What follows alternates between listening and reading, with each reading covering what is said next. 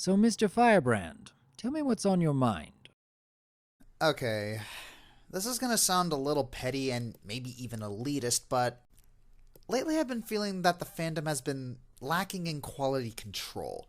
This is a very diverse and robust fandom with enthusiasts spanning multiple genres of entertainment. We've got musicians, artists, storytellers, animators, analysts. It's almost an entire country existing within the ether of the internet. And with the ease of use of the internet and the fact that people can get access to content so easily, I feel we are. What's the word?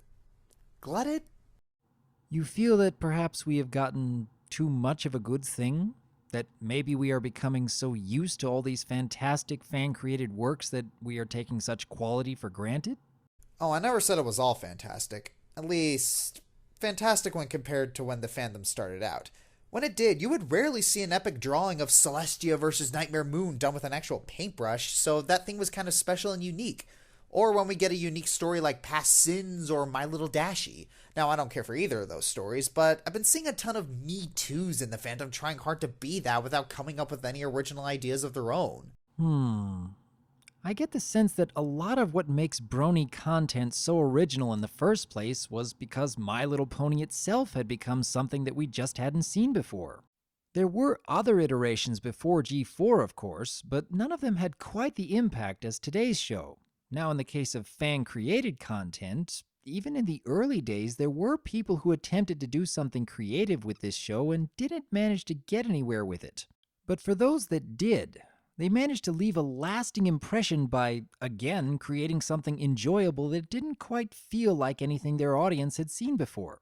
I have to wonder, though, would some of the enormously popular works that came out in the early days of the fandom have quite the same impact if they had been released today, without anyone knowing what they were beforehand?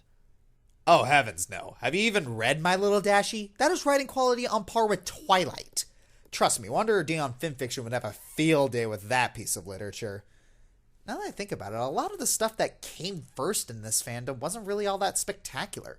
I mean, Double Rainbow was the first fan-made episode, and even the creator himself said it's terrible. And if you look back at some of the early art, music, and fanfics that have become memes and staples of this fandom, none of it was really all that good, but somehow have created such a buzz in the community, and now we have tons more of it.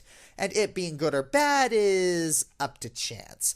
For every illustration of a fan's vision of a changeling hive that actually looks like it was done by a professional and dozens of hours put into it, there's a dozen Fluttershy just-looking cute scribbles done by a hack high schooler that flood the front page of DeviantArt. For every lullaby for a princess, there's half a dozen dubstep remixes of the latest Pony episode, or an audio tweet from one of the voice actors, which still boggles my mind to this day.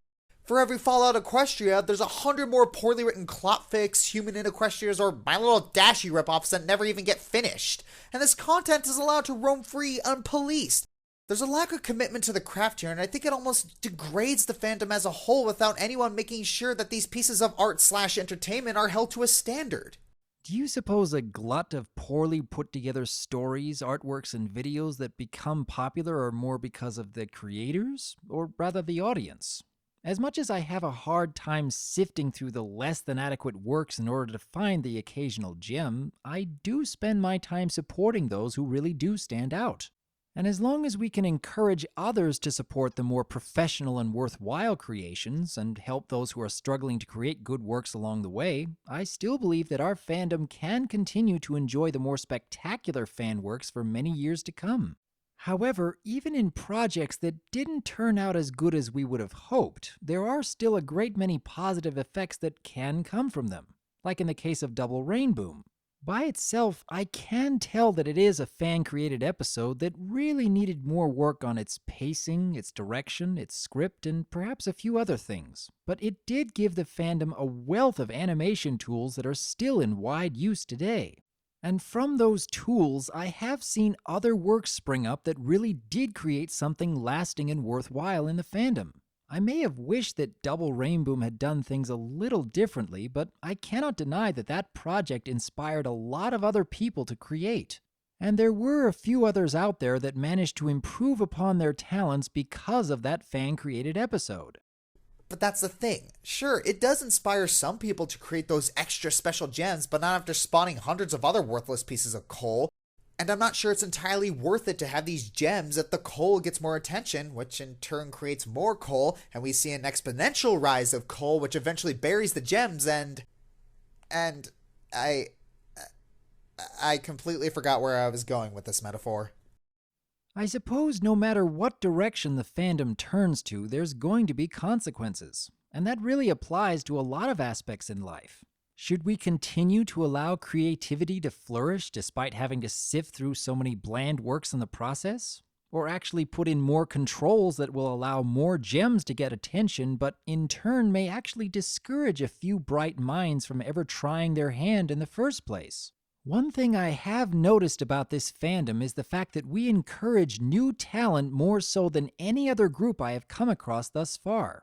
That is a great strength that we have, even though it does lead to a glut of unoriginal works at the same time.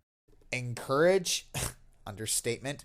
Bronies are rarely, if ever, negative to the stuff that comes out of this fandom, and if anything comes along that might possibly threaten the oh-so-special piece of art, we see the very ugly side of Bronies. In fact, I think I've seen more criticism from Bronies about the show itself than I have Brony fan works. Oh, feeling Pinky King gives a horrible message to kids. Oh, really? Tell me more about that 400-page Twidash fic that's obviously so much better.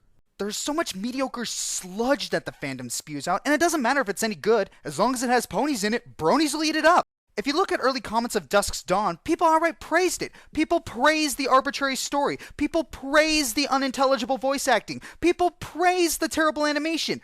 Do Bronies have no standards? Yeah, I know, love and tolerate and all that jazz, but there's a difference between being encouraging and just ignoring poor quality, and it's just frustrating to see these pieces of junk get positive attention when so many others out there deserve that praise. You know, Firebrand, I never would have felt motivated enough to start making videos if the Brony fandom hadn't been so encouraging in the first place. If I had felt that anything I created wouldn't have gotten any attention, I would have given up even before I started. This may not apply as much to you per se, but for me and countless other content creators, it means the world. It was because I was encouraged right from the start that I sought to improve upon myself. Even looking back, I tend to cringe a bit at my earliest works because back then I didn't quite understand everything that I do now, and I'm still learning by continuing to do more. I realize that there are quite a lot of other people who started creating works that aren't all that great, and unfortunately aren't doing much to improve upon their talents. But at least in my case, I feel more confident, more outgoing, more positive. And I keep getting messages from others who feel inspired by the content I create to improve upon their talents. I'd like to think that if there is even one person, just one, who discovers their gifts because of all the effort I've been putting into making these videos, then I would feel that everything I've done is more than worthwhile. Does that make sense to you, Firebrand? Actually, you know what? You're right. I guess I am being a little selfish, expecting so much from this fandom. It's a problem I've always had, trying to hold people to my own personal standards, not understanding why they can't see things the way I do, and it's something I continuously struggle with. I can rarely, if ever, see the big picture, and as much as I like to parade on and on about not judging without context, seriously, that's my motto, it's difficult for me to do so without first taking someone else's hypothetical personal experiences into account. Does that mean you'll be able to look at all the fan-created works a little differently in the future? Honestly, probably not. Maybe someday, but not right after today. When I see poor quality, all I will see is poor quality. It's gonna take a while to grow out of that. I'm still going to look at Epic Rage Time and shake my head at the stupidity and the cheap mimetic references, and then shout to the heavens at why people are giving it such undeserved praise. But you gotta start somewhere, I guess. I believe the term is baby steps. Yeah, sometimes I feel I'm being grossly negative and nitpicky. Sometimes I feel I and several others take this fandom too seriously, and I'm not sure whether it's good that we do, because, as you said, we could be scaring away potential greatness with our enforcement of high standards. On the other hand, and this may sound a little ego-stroking, Okay, this is going to sound very ego-stroking, but I feel if I didn't take quality control so seriously and encourage others to think a little more carefully about which creators they praise, then this fandom would go down the tube due to stagnation. I just don't want to see the good stuff die. I see.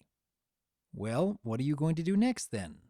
Next, probably the usual. Release my ripoff video of Digibrony, then release my ripoff video of The Nostalgia Critic, then release my ripoff video of Screw Attack. And rinse and repeat. Well, as long as you're enjoying what you do. You know, I never really understood that. You can enjoy fast food, that doesn't mean it's a good thing. I suppose that's true. Shall we continue on this next week? Next week? What are you trying to say? You think that what I said wasn't good enough? That me pouring out my soul and laying it bare for all to see wasn't obvious enough for you? That merits further discussion?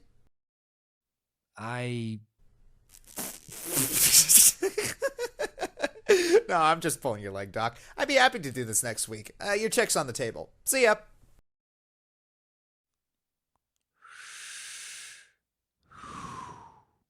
It's good to be helping.